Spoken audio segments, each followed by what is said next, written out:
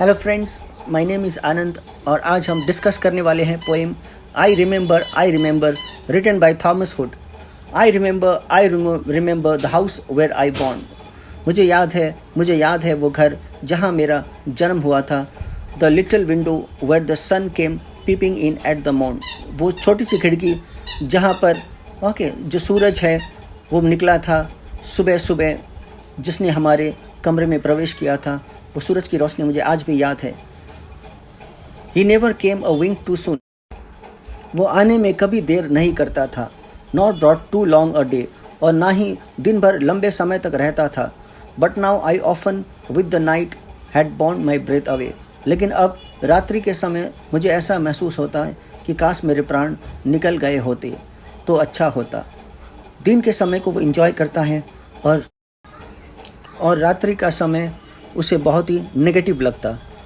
तो यहाँ पर दिखाया गया है कि जो दिन का समय है वो उसके बचपन का दिन है और जो रात्रि का समय है वो उसके युवावस्था यानी कि आज उसके एडल्टहुड को दिखाता है। वो अपने एडल्टहुड में बहुत ज़्यादा परेशान है। ज़िंदगी की बहुत सारी जिम्मेदारियाँ उसके ऊपर आई हैं, इसलिए वो अपने इस एडल्टहुड में, जिसको कि नाइट के साथ कंपेयर किया गया है, जीना नहीं चाहता, रहना नहीं चाहता। वो उसी दिन के समय जब सूरज निकला था यानी कि उसके बचपन के दिन में ही खुश रहना चाहता है। Okay, so he wants to lead a carefree life. He does not want to take up the challenges or the responsibilities of life. He wants to stay in his childhood.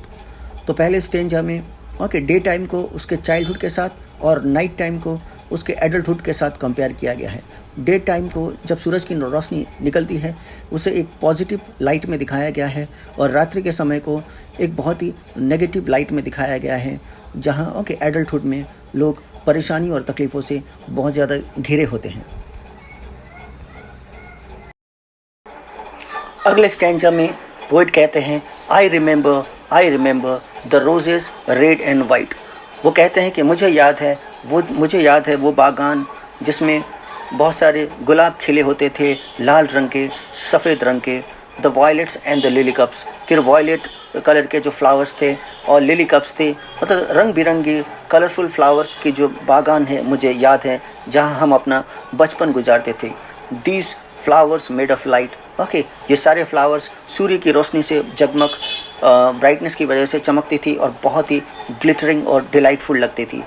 The lilacs with robin built.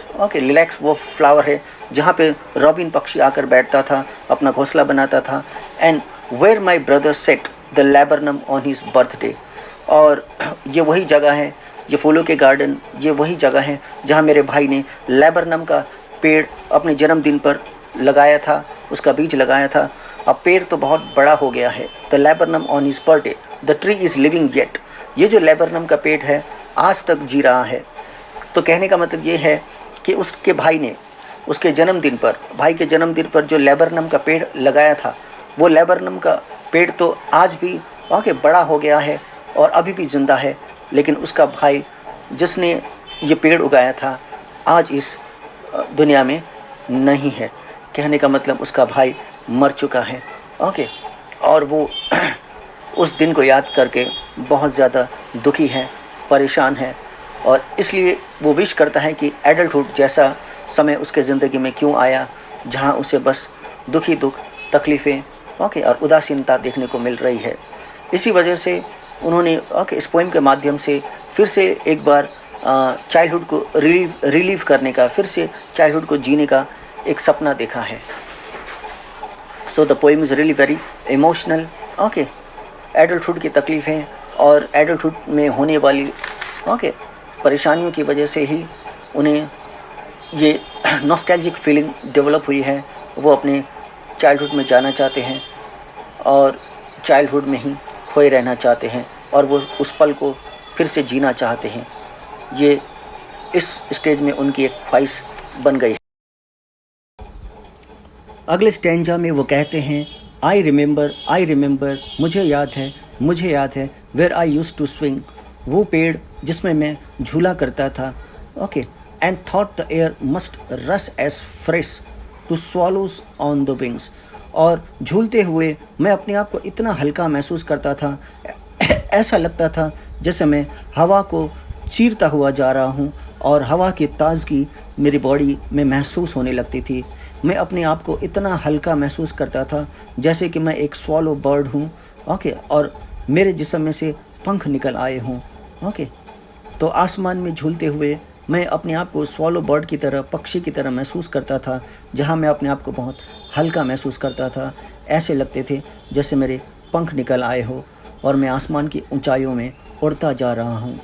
My spirit flew in feathers then. मेरे जो अंदर की आत्मा थी, ऐसा लगता है उस आत्मा को ये हवा रूपी पंख में, ओके, मुझे खींचते हुए, उड़ाती हुई ले जा रही है। That is so heavy now. अब जब मैं इस झूले से निकल चुका हूँ तो ऐसा लगता है कि मेरे पंख जो हैं काट दिए गए हैं, ओके। मैं बगैर पंख का बहुत भारी अनुभव कर रहा हूँ, ओके। मुझे ये शरीर अब भारी सा लगने लगा है। And summer pools could hardly cool the fever on my brow. और समर के सीज़न में भी जब मैं स्विमिंग पूल में जाता हूँ तब भी स्विमिंग पूल का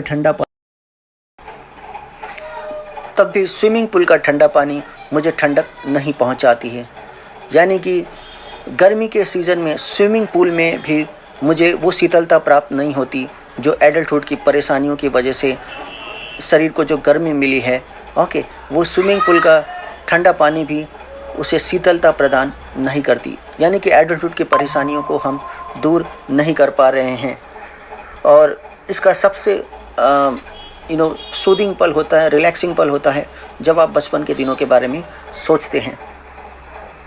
यही सबसे अच्छा पल होता है। फिर नेक्स्ट स्टैंजा में पोइट हमसे कहते हैं, आई रिमेंबर, मुझे याद है द फर ट्रीज, फर का वो पेड़ जो बहुत ही काला, घना एंड हाई और ऊंचा था। I used to think their slender tops, मुझे उनकी पतली पतली जो शाखाएं हैं, जो डालियां हैं, ऊंची ऊंची उड़ते दिखाई देती थी। वर क्लोज अगेंस्ट द स्काई, ऐसा लगता था कि ये जो पेड़ की पतली डालियां इतनी ऊंची हैं कि कहीं ये आसमान को ही ना छू ले। जो भी बच्चा इसमें चढ़ता हुआ उसकी चोटी पर पहुंचेगा वो सीधा आसमान को छू लेगा। But it was a childish ignorance, लेकिन आगे जाके मुझे एहसास हुआ कि ये तो बस एक बच्चे का फैंटेसी था, कल्पना मात्र था। कोई भी पेड़ ऐसा नहीं हो सकता जिस पर चढ़ के आप आसमान को छू सके। But now tease little joy, लेकिन आज के दिन ये छोटे छोटे खुशी के पल भी, ओके, सच्चाई जानने के बाद कितना पेनफुल लगता है, कितना डल सा लगता है। To know that I am far off from heaven. अब मुझे ऐसा लगने लगा है कि मैं अपने स्वर्ग जैसे बचपन से बहुत ज़्यादा दूर हो गया हूँ, क्योंकि वो समय इग्नोरेंस का था, नादानी का था, बचपना था हमारे अंदर। हम परियों की कहानी को भी सच मान लिया करते थे। कल्पनाओं में कि राजा महाराजाओं को देखा करते थे। हम समझते थे कि ऊंचे ऊंचे पेड़ों की डालियों में अगर आसमान तक पहुँचे तो हम आसमान को भी छू सकते थे। तो ऐसे भ्रम में, सुपरस्टिशन में हम जीते थे और हमें एक अलग ही तरह का सुकून और खुशी प्राप्त होती थी, जो कि रियल लाइफ में सच्चा ज्ञान पाने के बाद हमें बिल्कुल अच्छा नहीं लग रहा। ओके, अब हमें ऐसा लग रहा है जैसे हम स्वर्ग से कहीं दूर चले आए हों। बचपन का वो स्वर्ग जैसे पल को छोड़कर इस एडल्टहुड में आकर सच्चाई को जानकर, ओके, जितना स्मार्ट, इंटेलिजेंट हम दिन ब दिन बनते जा रहे हैं, उतना ही हम दुखों और कष्टों से घिरे जा रहे हैं। हमारे लिए तो वही मासूम सा इनोसेंट पल ही अच्छा था, जब हम हर चीज़ को बहुत इजीली मान लिया करते थे। ओके, कल्पना की दुनिया को ही सच्ची दुनिया मानते थे। Then when I was a boy, यानी कि ये पल उस पल जितना मीठा और मेमोरेबल नहीं है जब मैं एक छोटा सा बच्चा हुआ करता था। सो ओवरऑल अगर देखा जाए तो वो अपने बचपन के दिनों को बहुत ही गोल्डन मूवमेंट समझते हैं, एंड इट इज़ रियली